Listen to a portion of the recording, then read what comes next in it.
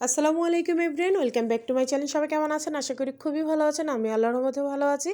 এই যে দেখেন, ডালে চালে খিচুড়ি রান্না না করে এই বাসি ভাত দিয়ে ভাত আর ডাল একসাথে মিক্স করে কিন্তু আপনারা এই মজার খিচুড়িটা করতে পারেন একদম ঘরোয়াভাবে।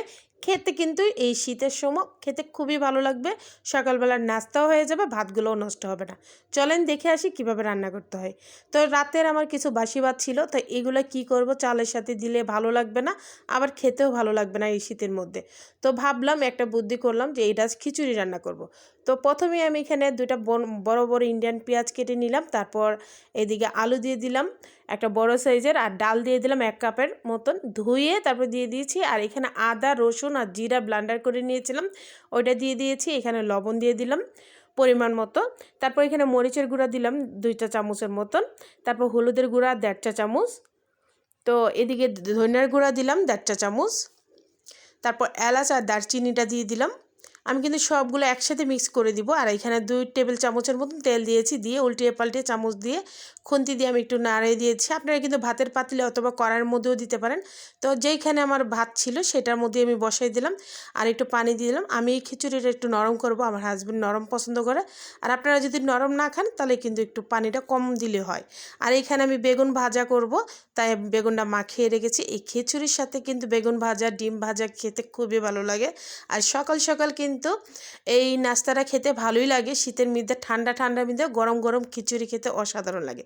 তো এদিকে বলকও উঠে গেছে, দেখেন চুলার কি মানে পাতিলের কি অবস্থা। তো এখন কিন্তু একদম ফাইনালি হয়ে গেছে। দেখেন ডালটাও একদম সিদ্ধ হয়ে গেছে, আর ভাতটাও কিন্তু নরম হয়ে গেছে। তো আমি এক পাশে রেখে দিলাম একটুখানি চুলা দাঁড়িয়ে, আর এদিকে কড়াইয়ের মধ্যে তেল দিয়ে দিলাম। তো আমি একটু বাগার দিয়ে নিব। এখানে রসুন কুচি দিয়ে দিলাম আর পেঁয়াজ কুচি দিয়ে দিলাম। তো একটু বাগার দিয়ে দেবো। এই বাগারটা দিলে কিন্তু খিচুড়িটা খেতে খুবই মজা লাগে, খুবই মজা লাগে। এদিকে পেঁয়াজগুলোও লাল হয়ে গেছে দেখেন। আর এরকম সুন্দর সুন্দর ভিডিও পেতে আমার চ্যানেলটা লাইক শেয়ার কমেন্ট এবং সাবস্ক্রাইব করতে একদম ভুলবেন না। পাশে থাকা বেল আইকনটা অল দিয়ে দিবেন যেন সবার আগে আপনাদের কাছে চলে আসে। আর যারা ফেসবুক পেজ থেকে দেখতেছেন প্লিজ আমার চ্যানেলটা একটু লাইক শেয়ার একটু ফলো দিয়ে দিবেন। তো এই যে দেখেন, এখানে কিন্তু আমি তেলের বাগানের মধ্যেই পুরা খিচুড়িটা ঢেলে নিয়েছি। আর একটু অল্প একটু ধনেপাতা দিয়ে এখন নামাবো।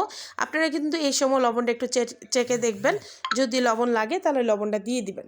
তো এই যে দেখেন ফাইনালি কতটা সুন্দর, এই যে দেখেন। আর এটা কিন্তু আমি এখন চুলাটা অফ করে দিব, কারণ একটু পরে আরও ঘন হয়ে যাবে খিচুড়ি, যেহেতু ডাল আর আলু দেওয়া আছে। তো এই পাশে আমি একটু বেগুন ভেজে নিব। তো বেগুনটা ভেজে নিচ্ছি দেখেন।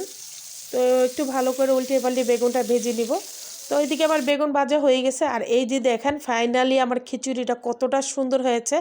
তো খিচুড়িটা দেখে কিন্তু কারো বোঝার উপায় নেই যে এটা ডালে চালে খিচুড়ি হয়নি, এটা ভাতে ডালে খিচুড়ি হয়েছে। দেখতে কিন্তু অসাধারণ ছিল, অসাধারণ ছিল, খেতেও অসাধারণ মজা। এই যে দেখেন কতটা সুন্দর হয়েছে।